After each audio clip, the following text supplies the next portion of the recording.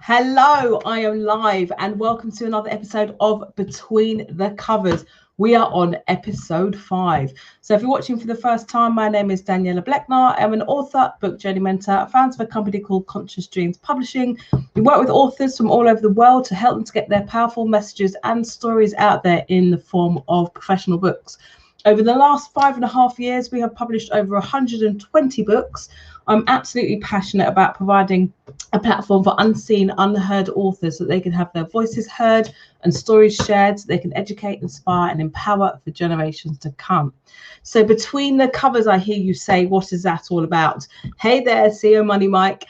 This show is really a show to give you an in-depth, explorative journey into, not sure what's going on there. I'm not live on LinkedIn for some reason. In-depth journey into what it's like to be an author. So sometimes we'll look at a book, but we have no idea about the journey that goes behind the whole process of putting it together. It's also a platform where I interview industry experts so you can learn more about the publishing process.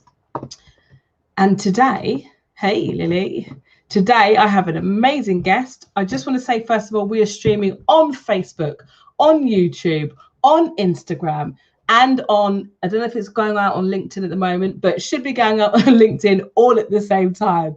So I'm going to introduce my awesome and amazing guest. Her name is Elsa Dunrod. She's actually going to be partnering with us at Conscious Dreams Publishing to provide some more services to authors, especially children's authors, in regards to translating, but we'll get on to that in a second. Let's hear a little bit about Jessica. She is an author, founder of Lilly Translates, which is a translation firm dedicated to children's books and multilingual audio languages. She's also the founder of Ambassadora Translations and Language Solutions and is a force to be reckoned with.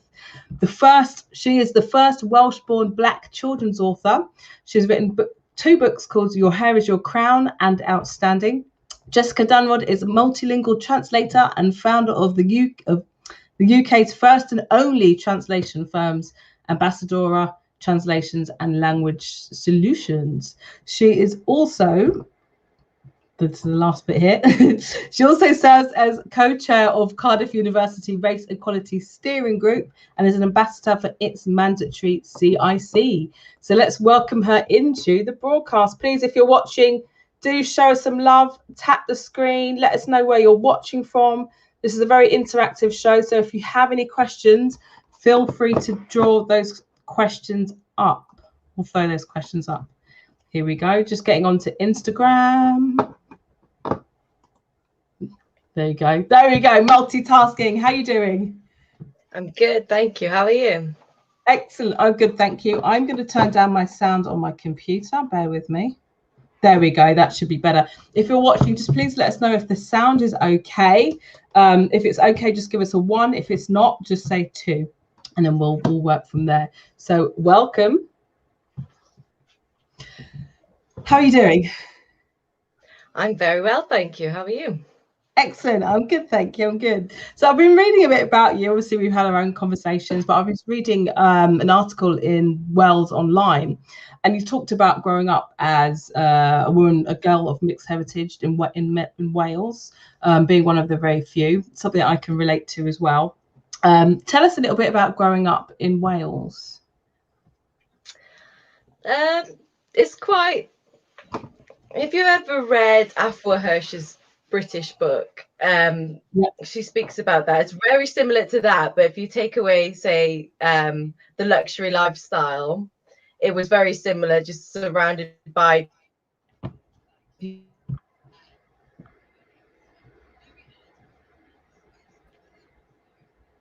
Yeah. There's one thing that I saw that I think it was another interview in The Voice. I've done my research, don't you worry. You say that research has shown that we acquire learned behaviours such as racism and unconscious bias by as early as nursery school.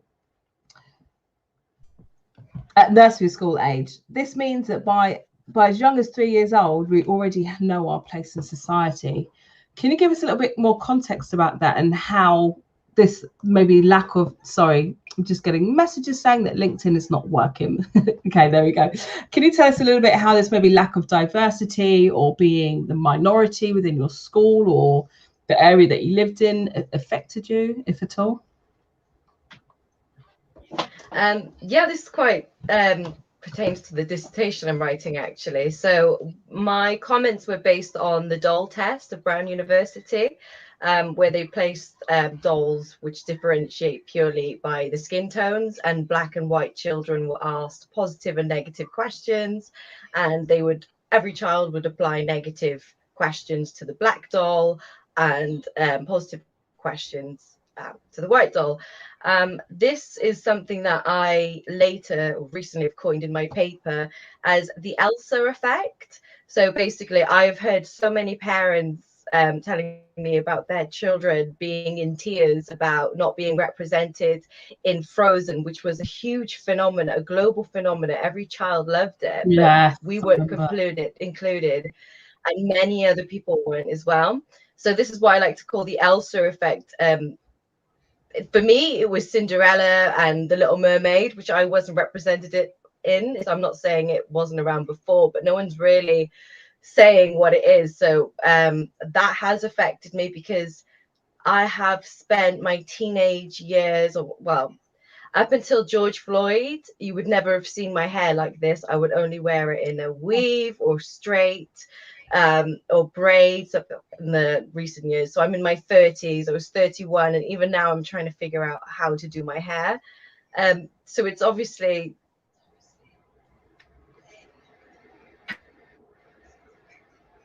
a lot into why I've written the book, but also it's affected. Well, I must say your hair is looking stunning. I love it in that style. So that leads quite nicely onto your first book, which is My Hair is My Crown. And then I know you've written another one, Outstanding. Did you always want to be a writer, or was there, some of what you've talked about, was that a motivating force behind you writing both of those books? It's called Your Hair is Your Crown, so it's just based on the actual cover. It's all right. But a lot of kids are sending me messages. My hair is my crown, so it's quite funny. I never wanted to be a writer. I did not like reading. I did not like any of that. But that's because I never really felt that education was for me. I have never read a book up until now by a Black author until recent years, or had never seen myself written in storybook. So it's no wonder why I never aspired to be. The reason why I wrote my book was, primarily was to show off how well I can translate, because there are really smart little elements in the words, because I'm a word nerd, which I've translated, and there are certain reasons behind it, because Wales is a minorized culture in the context of the United Kingdom, and I've preserved that those elements in other languages in order to promote the Welsh culture on an international scale. So yeah, it's fun things in the book. Amazing, thank you. Can I ask, if you're watching, can you please let us know if the sound is okay? It's just cutting out a little bit for me, but if you can hear it, I'm all good. I can work it out. So I lost my train of thought now, because I'm just worried about the sound. So in terms of sort of representation in Wales, I know that you do a lot in terms of, getting books out there, in terms of putting Black authors on the map. And you were telling me something really interesting. Oh, thank you. You were telling me something really interesting about a word that you created, because Black authors doesn't actually exist in Welsh. So can you tell us a little bit about that? Okay. Yeah, well, up until now, as you said, there was never been an official translation for the words Black author, or the concept, and I needed to formulate this in order for us to have a shelf in the library, because everything within public services needs to have a Welsh translation with it. So in order for us to have we came up with the concept hashtag awddiron. So the word for black, which is DU with a capital D, If it's not a capital D, it means something else. And then the word for author is awduron. So within the word awduron, we will capitalize the D in the D, sorry, because there's already a D and a U in it, but it's not capitalized, so that or black, as in ourselves, we remain in its unaffected and you know, untarnished in its true grammatical form, while creating our own space within the word author. So it's now we're saying you can't spell author without black author, because we've been there all along. It's within the word.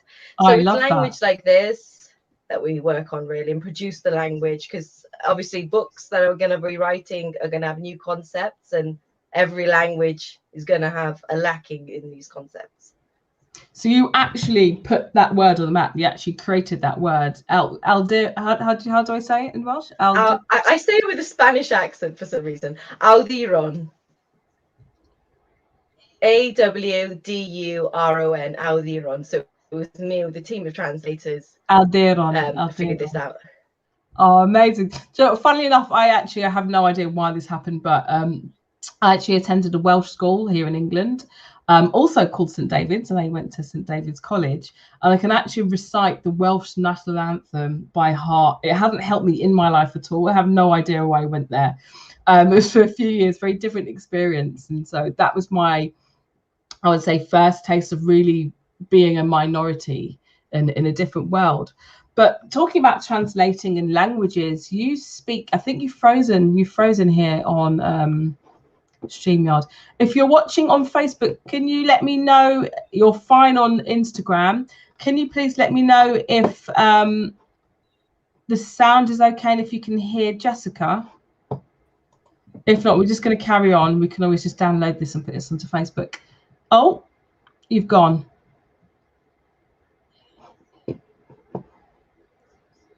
You've disappeared. What's happened?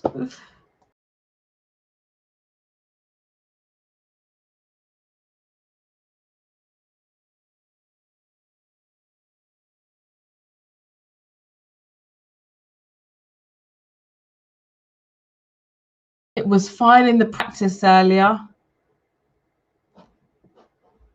Freezing every now and then.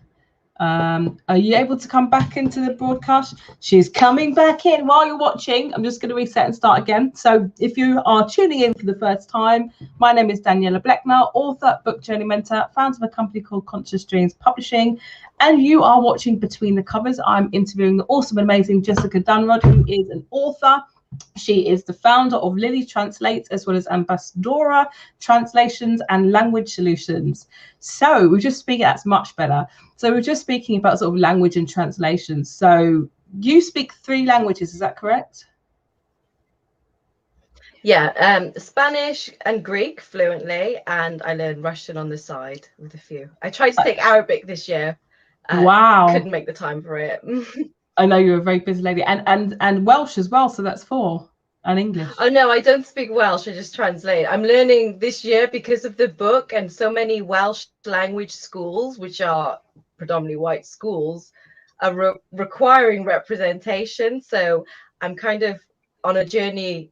I, with others in Wales, are on a journey of reclaiming our Welsh identity, because I've written this book and translated it in Welsh to kind of make a point. Like, I've never seen a black person speak Welsh ever in my life. No one taught me Welsh properly. Why?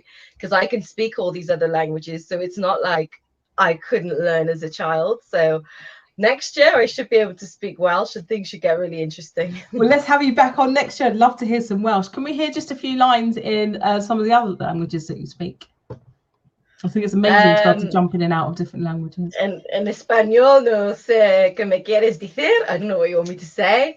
Pero este año me voy a realizar mi libro en español. So this summer I'm going to go and release this book in Spanish. Stalinica, tato kano meta stofetos. Yeti dene hukrono yano metafraso ago. So I'm just saying my Spanish version will be released this summer, but the Greek one, I will be doing it. but it's going to be later in the year because I'm currently writing my dissertation, which is me translating my book and then writing the analysis that, alongside it, which is like 17,000 words of my life. I'm nearly at the end of it now. So after that, I can concentrate on fun things like other people's books. Yeah, you're there. That was impressive. Look, you've got a little clap there from Cassius. That was amazing. I just think it's such a talent to be able to speak multiple languages. I speak English just about, broken Swahili, and I can sing the Welsh national anthem and maybe a little bit of French that I learned in school, and that is it. So I think no, it's not impressive. So that is great. Face is amazing. So tell us what inspires you to set up Lilly Translates and what got you into translation? Well, first of all, I cannot sing the Welsh anthem. Like I can do the first the first passage, and then that's it. So that's pretty good. That's very good, actually. What inspired me to open Lilly Translates? It was a niche in the market. I mean, I've been with Ambassadora for about 2 years now, and that was the first Black-owned translation firm in the UK, where we deal with everything: subtitles, documents, help businesses expand, essentially, and legal documents.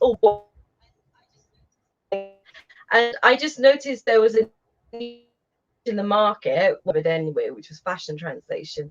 But the other one was there was no translation firm in the UK or any of my research which is dedicated to children's literature.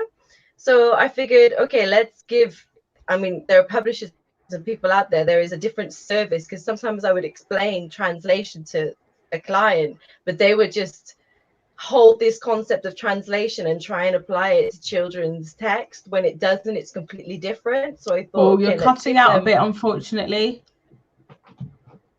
Oh, hello. Oh, we've lost you. Hello? We've lost you.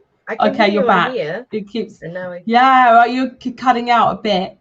Oh, okay, so that's sorry. better. Sorry, I was just saying, I just noticed a niche in the market that there was no one really catering for authors, because translation theories vary and there are so many of them that you can't apply the same concepts to, say, branding and legal documents, or even like books for adults, to children's books and children's literature. And a lot of people don't really realize that illustrations are just as culturally important as the word in the text. So it was really to just supply a service, provide a service that wasn't out there. Amazing. Can you tell us a little bit more about how you work with authors? So obviously we said at the beginning, we're going to start offering translation services. We're going to be working with Lilly Translates in doing that. And obviously we have a lot of children's authors who may want to translate their books into different languages. So tell us a bit about that process and how that works. Well, the process is very simple, really. As most translation processes are, you send the document, we translate it, we send it back to you. But we also try to go the extra mile. Well, we always go the extra mile and include the client and the author, should they want to be, because some publishing firms are quite busy. But I like them to be pretty much involved with it. So I like to have a team of translators per text and proofreaders. I sit in on every group activity where the main translator will translate first in order to ensure a consistent voice throughout. And then other translators and proofreaders come in after, and we will debate, because if there are specific elements within the text where there are, you would need to either justify your translation strategy or find a different equivalent, for example, then we want to ensure that the best translation is possible. So yeah, and then after that there's proofreading and cultural analysis of the illustrations, and it's basically sent back to the publisher to apply into the books. The easiest way I can explain to you about those elements is actually referring to my own book. So yeah. The mermaid in my book is called Aphrodite, and this is purposely misspelled with AFRO in order to intertextually link Afro hair with Aphrodite, the mermaid, the Greek goddess of love.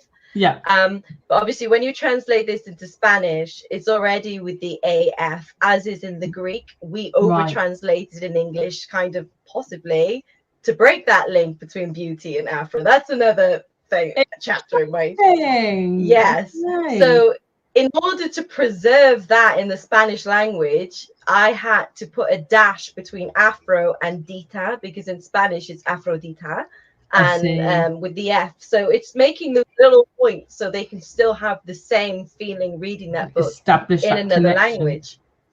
Yeah, I love that. I love that. It's great to meet someone who's just as passionate about words as I am as well. So I love that sense. I had no idea they spelled it with an F already. So I love the fact that you involve the author along the journey. Sometimes authors just want to get it done and they don't want anything to do with it. Sometimes they have a vision and they want to have a bit more involvement. Another thing I love about your company is you said that you hire native speakers. Is that correct? Yeah. Yeah, we only translate into our mother tongue in our translation firm. It's supposed to be industry practice, but a lot of people aren't. But this is like a necessary requirement in order to get this.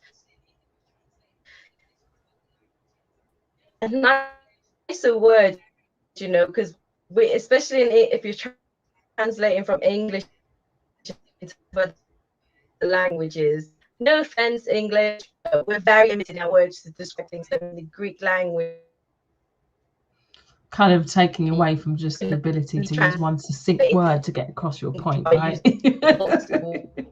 Try and so what would you say was the most rewarding and challenging aspect of setting up Lilly Translates? It was the pandemic. Pandemic and finding a web designer. I mean, it took me, I launched Lilly Translates in February this year. I was ready to launch her in November of last year, but I just couldn't find a graphic designer. So that was the most difficult part. And then not being able to do a physical launch. So what I like about it is being able to provide options to authors, because authors don't really, they see their book and it's a brilliant book, but they don't really realize that the majority of the world don't speak English. And actually, if you produce a book for every culture, you're maximizing the commercial potential for your book. And also when we speak about transcreation, sorry, a cat's going to appear, sorry, kittens. When we think about transcreation, this is also another option. When I see one book, I see loads of books. I see it all in different languages, but then I also say, okay, I can translate that for a different target audience. So if we think about Alice in Wonderland or the Bible, if you translate it or transcreate it to suit it to a specific target audience, you've got the same tale, but a different book. Essentially, it's the same for a different target audience. That along with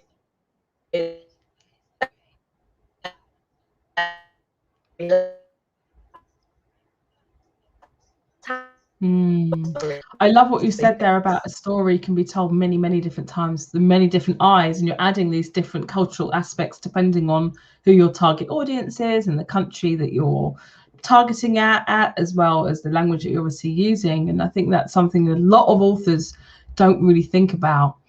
What would you say to an author who was thinking about translating their book but didn't really know, not necessarily how to go about it, but they didn't know why it was valuable or how they could market their book?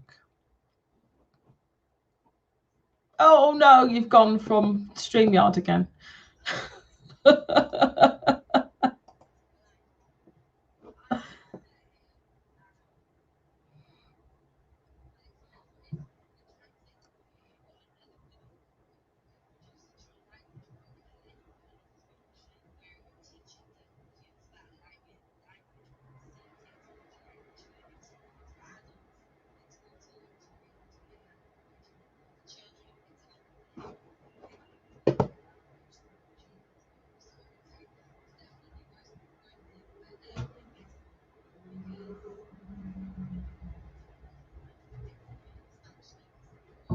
Oh, wow.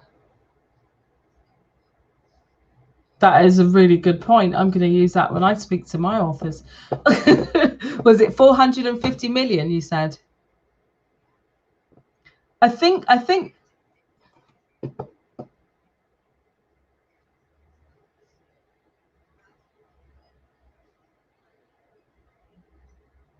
Spanish instead. And that's the thing. I think that there's this myth that English is the kind of overall dominant, language, and it's that I've got you overall dominant language and overarching everything. And if I've got my book in English, I don't really need to translate it in other languages. But I think you're 100% correct. You're missing a huge target audience and ability to reach out to more people, I think. So I think what you do is really valuable. What is your favorite part of your role at Lilly Translates? Teaching people, actually. I do enjoy teaching them the value of the book and showing them the smart little things that I can do. I mean, one author, his book was a rhyming story, pages and pages long. It was rhyming. And obviously he didn't speak the language, but I had to explain the phonetics and start singing a beat. So sometimes I look ridiculous on camera, trying to get them to understand their story. So that's kind of fun.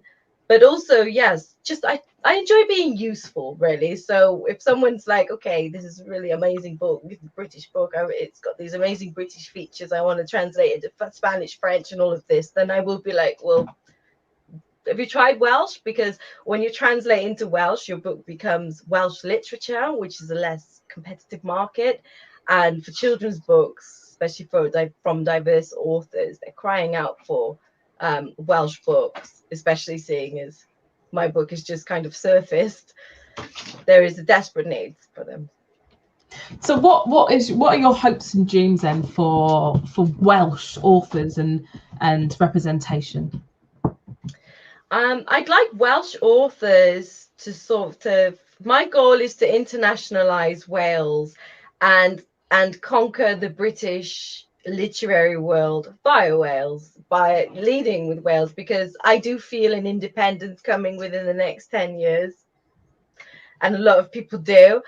And I would like to see a lot of authors be represented by myself, that they've got like the leading firm, this book was translated by Lilly Translates, this is not just, I don't really like when I hear in conversations like, oh, have you read this book? And they're like, yeah, but have you read the original? There is no excuse for the translated book to not be as good as the original, if that makes sense. So it's and there's the people who run the translation industry, they don't necessarily care about translation. So I'm trying to change that and help authors and help publishers as well.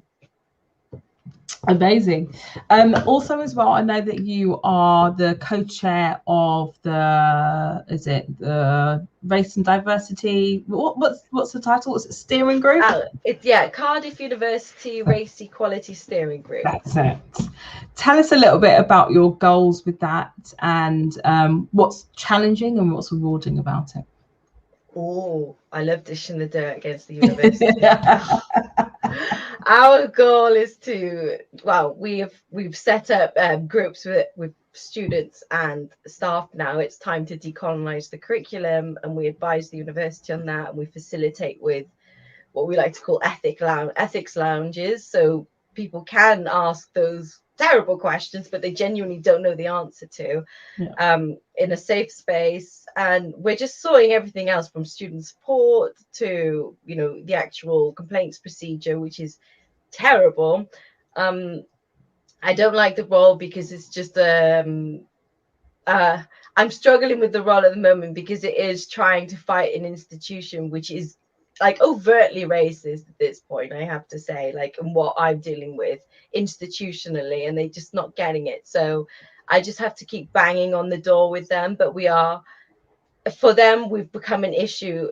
We were never supposed to have a voice. Okay, George Floyd happened, let's give them a steering group, but it seems to have taken off, especially with what I was trying to do, is because I wanted to decolonize the curriculum, but I didn't want racism to come back into the university because we graduated out. So my books were a kind of way to try and heal our community on the other way around. And it's kind of a long game. So they're kind of like, oh no, they weren't supposed to have a voice. What is happening now?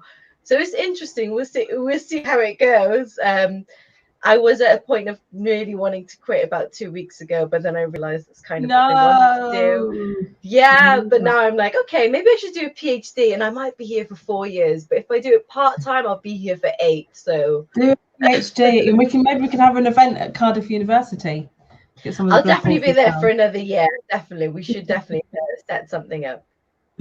Brilliant. All right, so it's been amazing speaking with you. Just tell us what, I know that you always have so much going on, lots of projects, but do you have any special projects in the pipeline? What are your next steps apart from finishing your dissertation? Now I'm pretty much a couple of thousands of words away from my dissertation now. I've got a few projects underway. We've signed a few law firms with Ambassadora, and I've received some Bible translations for children's texts in a range of languages, which are, a lot of them are African dialects. So I'm learning a lot about this as well. So just keeping my clients happy and hopefully finding more. I'd like to meet more Black authors and help them translate into Wales, because I know there are schools at the moment, they're just translating the books themselves so they can teach the kids, because Welsh medium schools, they only speak Welsh and you're not allowed to speak English, which is why I translated my book into Welsh. So in a sense they're missing out on all these other books out there. Yeah, and also they're kind of risking not a trained translator working on it, not getting proofread, and not the real story being conveyed. It's just they'll sum up the story for the kids so they understand the illustrations, and it's not a real translation. So I'm hoping to find more authors like us. Yes. So if you are watching and you want to get your book translated, get in touch. We'll be working with the lovely Lilly Translates to get your books out there translated. She's doing an amazing job. Everything that you're doing, I think, is just fantastic. Looking forward to seeing more of what you're going to be doing in the future. How can people connect with you? Thank you very much. They can follow me on Instagram at Lilly Translates or on Ambassadora TLS. I think I'm on Facebook as well. I'm on Twitter. Just stay in touch. I've got a website, lilytranslates.co.uk. Although I know that soon we'll be announcing some fun things, so we can certainly stay in touch by keeping in touch with Consciousness Dreams Publishing. Yes, yeah. I'm just putting your website. Is this correct? Yeah. Oh no, it's not. I've spelt it incorrectly. Hold on. So much multitasking going on here. .co.uk. There you go. Okay, so you can check out Jessica's website at www.lilytranslates.co.uk and find out how you can get your book translated. Jessica, it's been amazing speaking with you. Thank you for bearing through some of the sound issues. Thank you, everybody, for watching. Please join us next week, Wednesday, 7 p.m. GMT, 2 p.m. EST, where we'll be speaking with one of our authors called Babatunde Oleniran, who published Unseen Depths of the Heart from the Tales of an African Dynasty series, and he's already started to work on book 2 with us. So very excited to speak with him, and hopefully the sound will be all right on that one as well. So thank you everyone for joining. I have been Daniela Bleckner, speaking with the awesome and amazing Jessica Dunrod. Okay. Take care. Bye.